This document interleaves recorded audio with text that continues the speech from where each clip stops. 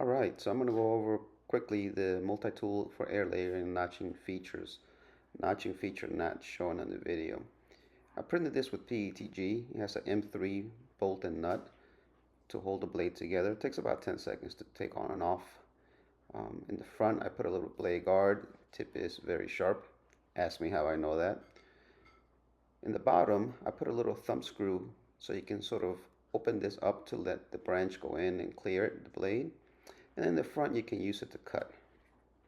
Okay, now you're going to see how I perform the functions here. I'm going to insert it. And it's very important for thin branches like this to spin it counterclockwise. Otherwise, it has a tendency to bind. The blade is very sharp and it may actually cut the branch off entirely.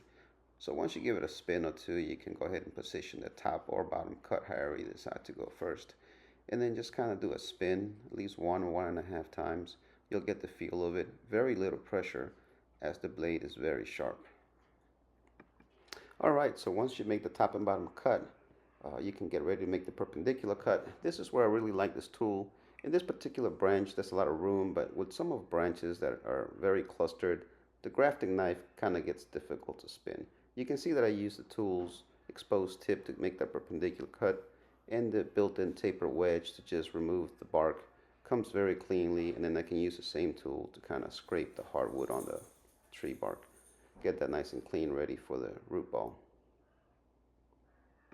Alright, so for the next step, I already have my root ball prepared with the cocoa core. I sprinkle some of hormone rooting powder on the medium itself, so I just kind of found this to work better, so I'm not trying to spread it on the cambium layer and get it powder everywhere, or just letting that dry out.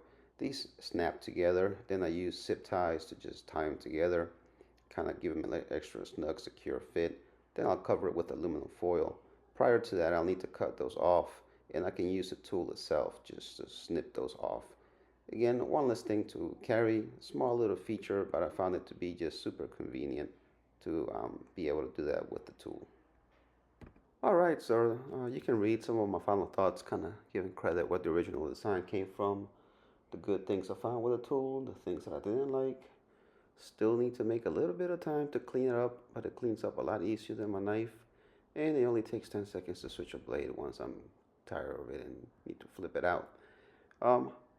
Enough of you have shown interest, so I'll probably make some available for sale.